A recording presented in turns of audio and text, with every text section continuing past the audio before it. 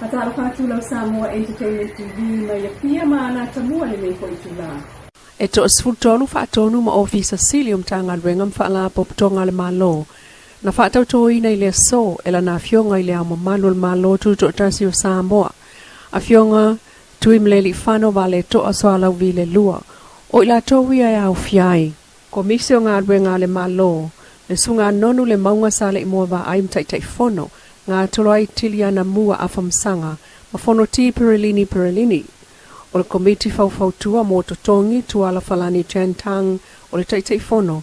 Tui loma sina Redslaf ma mua ausa Joseph Walter. Whaululungam tanga rengam whala poptonga le malo. Dr. Mema mo tsanga ofisilial pulengam tanga renga tinamta maitai. Fui maono Dominic Fato iale manu swalka ofisilial pulengam swavai.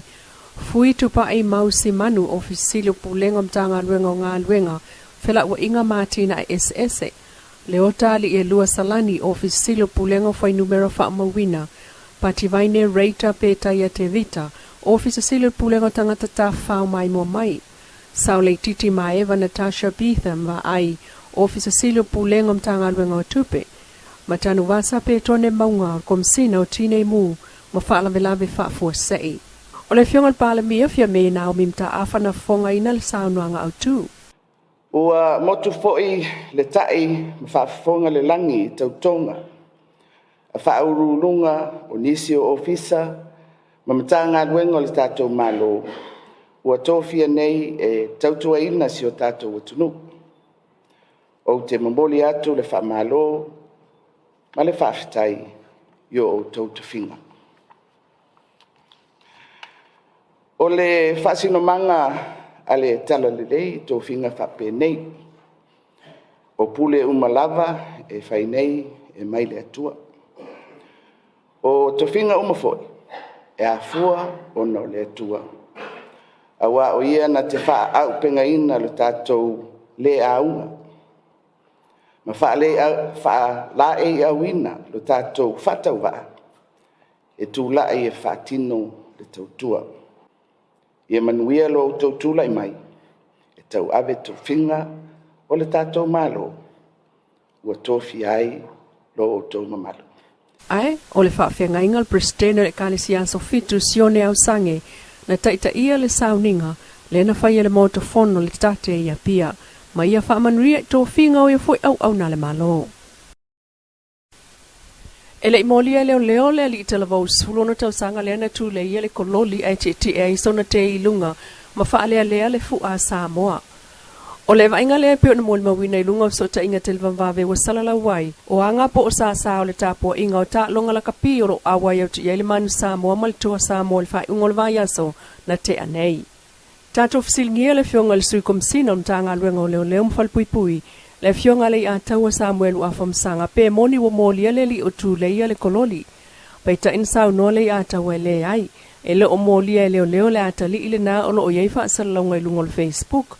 Peitai, e ese le mafua anga na pu e ai leo, o le ali itonu lava le na, o lo o iei le tusi sai, po le outstanding warrant of arrest, ele tātou whaatal noanga lava lea ma le fionga le sui komsina le tai au nei, na ia whaamautu ma iei o le atali itonu lava lea, o lo o iei le tusi sai ona o se soli ngā tu la fono lo o tua iai, mai na whaamautu o tu fo ia leo, o le tangata tonu lava le na sa ilia leo. Ai oisi au ili ilingol namta upo le atal noa iai feilo inga, ma tu stala ile so.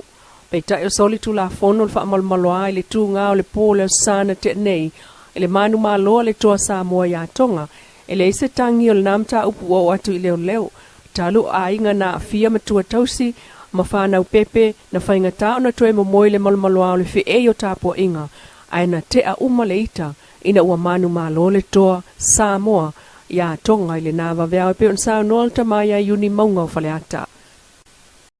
Ta pena la fai fatu anga malmtanga luenga fatu anga mfai ngā whaiwai awala te atuai ile wha mai o le African swine fever. O le naunauta ingol mtanga luenga fatu anga mfai ngā whaiwa i tu vai mai lau whanua wha mai o le African swine fever. Wa lava ta pena le autausi manui awala te atuai wha mai. I se o onga whaatino a le sui mai le quarantine le sunga ia aswa o kilifi po wono. E se lia mane lua se fulu o tunu o le lalulangi Ua mawhaio na afia le African Swine Fever au fia in Papua New Guinea. Ta wepa wono le nei wha ama i le se fo po se tui e ono fo i ai. O se wha ama i pipise mafua mai pua ai tu whau po pua ai vau. E le o mawhaio na tu ina i tono sai. Na wha ama losi mawhau tua le minista o wha tu angam whai ngā whaiva. Le fio ngā la uli le malia toa le watea pula te e vau fosi shmetilan saunuanga au tu. Ia lava ta pena masa auni le treimi. E o mai ai le wha mai. E ia saunoa. O lo ngā lulu e wa alua le malo Samoa malpol kalame. O le Farmer Plus, tawala tu le mtanga le ngofatu angam whai ngā whaiva. Mo le tāpena ina, o le tunu uini a fianga e ono o mai, ona o le wha mai o mei tua lo le African Swine Fever. E ono lama tiai mei tua lo i Samoa, mwhapena na a fiai whatawa inga. Ua tutu whatas iei nei le au whai la fumanu ma le au whai whatu anga. E tāpena ma sauniuni, i ono o mai le African Swine Flu ilo tātua tunu. E lua masina ato atua lava leo lo toto e tau nuu leisi meli lau pase se po le waa o ta whawhao mai ei tu lisi i Samoa. Pe ta eo stato whatal noanga man whatun sili o le ofisa waa. A le Samoa Global Shipping lena ngafa ma le au mai au meli lau pase se lua taluai nei. Na mai tawinai e le fionga a Fiona Vili e le o tai o na lava sa palai o fuala au faisua. Ma fuala au so malia e lo tatua tunu umo waa nei. Ia o le tele la vala o isi waa fo i tau sanga fo i wama vai. Ia o le vaenga na vale e tau whai tūle. O na ia tele e se tupe maua tatou watunu umare au whai whatoanga. Ia o te tatono fo i o isi waa o lo rumanai. Ia o le mea na vale e tas. O lo tau mawhai lava e una ia tulu vaenga le ina ia o mai waa. Ma wha atau fo i fuo o tatou wha eleleanga. Pau alo na vaenga e ono tau feto ia ia le whaatawana watu i vaenga le e whai. Ona e le o lava le sapalai tatou market. Ia o tatou wa ai fo ila iai whaatanga nei i siva wa umatu. E le o maua le quantity e mana o mia mai e le waa. E na o nai mea e tau ona tali ai ia mana o waa. Ia a o te leo le mana o ngalo waa e le ui whai sapalai e tatou market. O le stoltasi o te sema e taunu wai leisi waa. E ta pena atu iai le au whai whaatoanga i le na aso mo tupe maua. Talu le tāua tele o le saunga le mu o tau mawha i na i ale tātua tunuu. E pe o le whasipua a po le size 2. E loa ai lava se whai ngā ai pe ai e se whasipua. Maua lunga i fo istau mawhtanga i so se aso whapitoa. Wa ave ai ma le whaataua le ofiso whaatoanga malona pulenga. I le sanga wha mamafa ma whaataua o le tātua tunuu. Le pui mai o loi a inga po o whanganga foi. Mai le wha mai o meitua lo ua pipisi ai nei le langi. Mau o mai fo il Pasifika. E pe on toi whaata ua mai pe le ofiso whaatu anga i na porkalame. Ia e le wha mai o ta o metua o los. Ele i o mai tuno Samoa. Ia ai o se whamanatu ma o se whailo atu fo i advainga nei. Ia o le wha mai nei loa i le vainga o Pasifika wa afiai. Ia pe o Papua New Guinea. Ia ai tele lava o Pasifika ele i.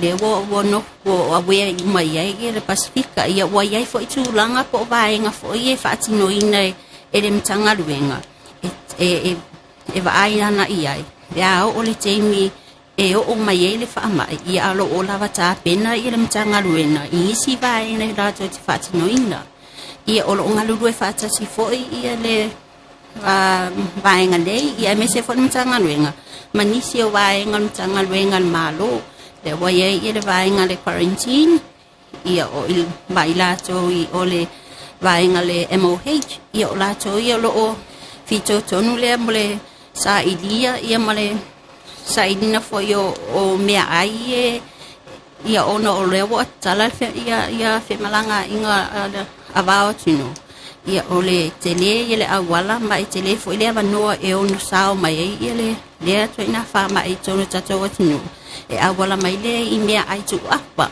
le ia meo po ano opua ia mfai te le avano e le amano le ona sao mai tono tato atino ia ma vea fo ia ma se tu langai tele e pa uma wala lo ai le productivity po le performance tato mea tu lo o tau mafa po fa oso mai atinu ui fafo o iai le siama e pe o apa sosisi o apa ham o ham ato to u fatu la funoino na au mai i Samoa. O i tu umana o lo fau tuai na ai le tunu e whaaitete pea iai. Lo Samoa Entertainment TV mai pia mana Samoa le ko yaso pa opoponga tayao ile loko le tua pasoi foya.